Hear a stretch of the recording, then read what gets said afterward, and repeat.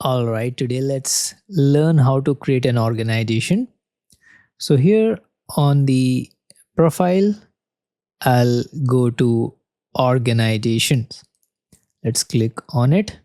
And here we can see that we have two options. We can transform our account into organization, or we can create a one new organization. So let's click on a new organization. And here we have three plans for the organization. One is the free, create a free organization, that is it's per user free per month, and the benefits are here.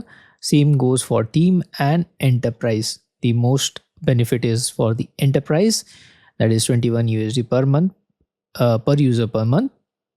So depending on it, you can go for it. If you want to create one free, that is create a free organization, we can click on it. So since I don't need a organization, so that's what the tutorial goes. You can go ahead by creating one organization. So that's what concludes the tutorial for how to create an organization. Let's meet in our next lecture.